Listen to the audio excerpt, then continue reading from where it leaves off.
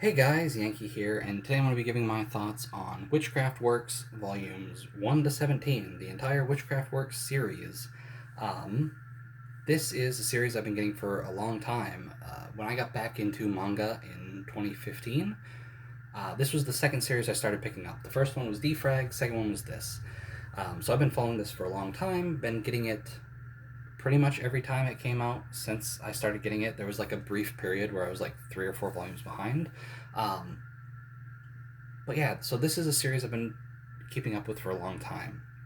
And I'll say right now, I didn't reread this to do this video. This is all just sort of final thoughts after reading the last few volumes, right?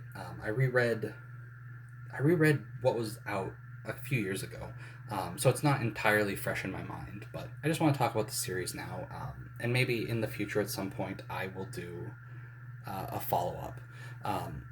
But what is Witchcraft Works? Witchcraft Works is the story of Takamiya, a high school boy, and Kaguri, a high school girl. She's incredibly popular.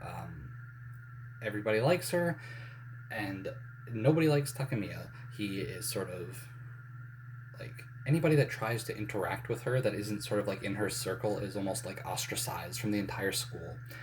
But then one day, Takamiya is out, I think just outside, out like on the roof of the school, and he is attacked by a witch. And Kaguri comes to his rescue, and we learn that she is watching over him. She is there to protect him, and she refers to him as her princess.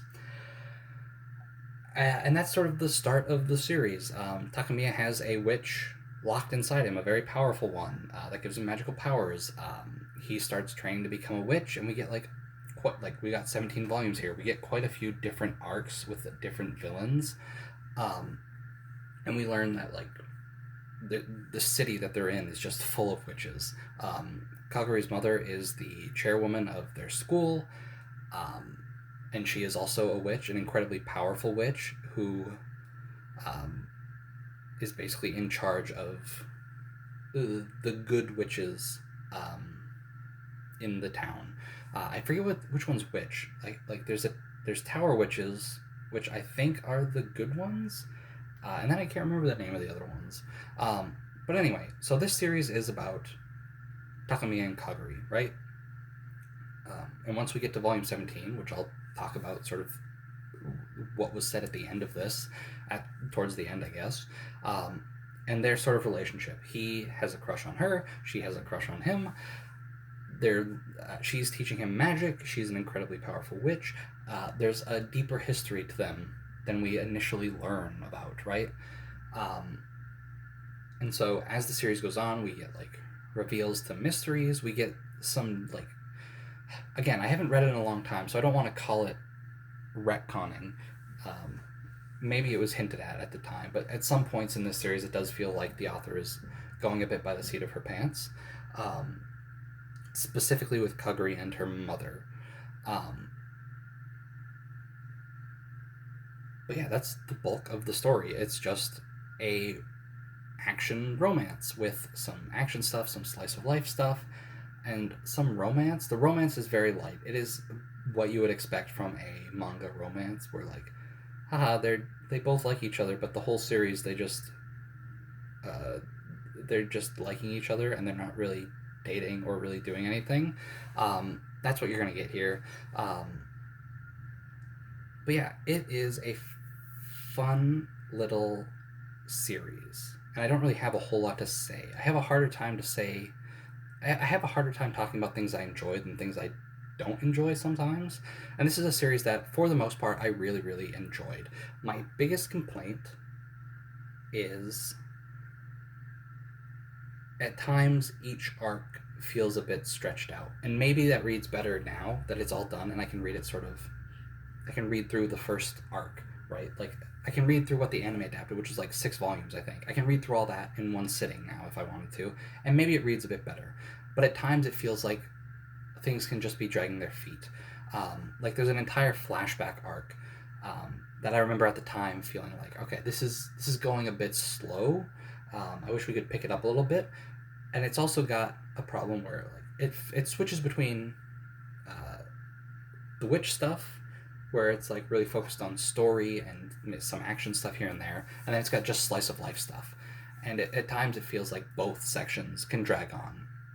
So it's not like, all right, I'm really enjoying the witch stuff, and then we get to the slice of life stuff, and the series slows down and it feels like it's dragging its feet. It's the story stuff just feels like it goes a little bit too long, and then all right, we're on to some slice of life stuff. Nice change of pace. Let's cool down after like a big long story arc, but then that also feels like it's dragging its feet a bit, and we're just sort of moving a bit slow. That's my biggest complaint. The series has a lot that I like. One of my favorite tropes in fiction is villain is defeated and then later comes back to help the hero, or even just comes back as a full-on good guy. This series is full of that. I don't think any villain leaves. They always come back and are one way or another now helping. The villain from the very first chapter, Tampopo, she is throughout the whole series. She ends up living with Takamiya, becoming really close friends with his sister. And so that's fun, like, right? The Weekend, who was like the big main villain of the first arc at the end of the anime, even, she comes back, and then by the end of the series, she is now, I think, the principal of the school. Because again, the chairwoman is like this incredibly powerful witch, so Weekend can't really do anything to stop her, and so it's like, all right, the chairwoman is telling me I need to be the principal of this school. I guess I'm doing that now. I guess I'm helping. And you get a lot of fun stuff with that. Yeah, I don't really have a whole lot to say about the series. It's good. It's a nice 17 volumes is an odd number, both actually and then just being strange. But it's a good length. And another problem I have, which again, this is a problem that will be rectified eventually, but the last like 4 or 5 volumes has all been, all right, we're coming to the end. We're coming to the end. We're getting close to the end. Every like afterword at the end of these volumes is the author, Ryu Mizunagi, saying, all right, the series is wrapping up. We're wrapping up. We get to volume 17, and she's still setting up plot, and then we get to the end, and it's like, all right, Takamiya and Kaguri's story is done. I'm going to be bringing the manga back. We got a new series. It's called Witchcraft Works Extra, and that's just going to let me focus on other characters if I want. Like, I can tell a story with Takamiya and Kaguri if I want. I can tell a story about the chairwoman if I want, or Weekend, or like I can do a story set in the present, the past, maybe something in the future. And I'm mixed on it, right? Like, it's nice that it's continuing, and we can do some interesting things with it not being solely focused on Takamiya and Kaguri. But at the same time, like, it had been building up. It's like, all right, it's almost over. We're coming to the end. We're wrapping things up. And then just, like, new plot stuff gets introduced, and it doesn't actually wrap up. We just have a new, like, spin-off series coming. Which at this point, which is mid-June 2023, I don't know when I'll upload this, hasn't been licensed. I'm hoping Vertical will license if Vertical is still doing stuff. Like, I don't know if Vertical is still exists. Like, I know it got brought into Kodansha proper, but I don't know if, like, they will license things and then put it back under Vertical, or if eventually Vertical is just going to get phased out and they're only finishing off Vertical stuff. I don't know. But I hope Extra comes out. I'll read it. I've enjoyed this series a lot, and I'm looking forward to seeing some of the other characters get, like, some stories told about them. But also I'm left a bit disappointed that this wasn't a actual ending.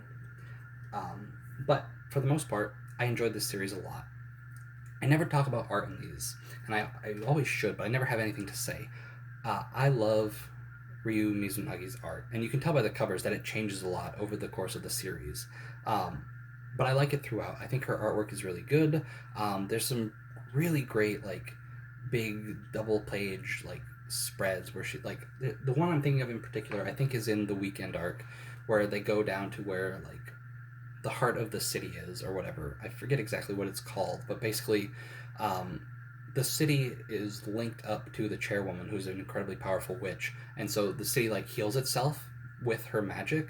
And there's a scene where Takamiya has to go down there and sort of uh, use his magic to heal this, to fix the city, because the chairwoman's incapacitated in some way. And I think that's where the scene that I'm thinking of in my head is, where it's just like this nice double page spread with like a lot of detail. Um, but yeah, artwork is great. Story is fine. It's got its issues here and there. It suffers from basically the same thing a lot of manga suffer from, is we've got a romance, but we can't wrap it up until the very, very end.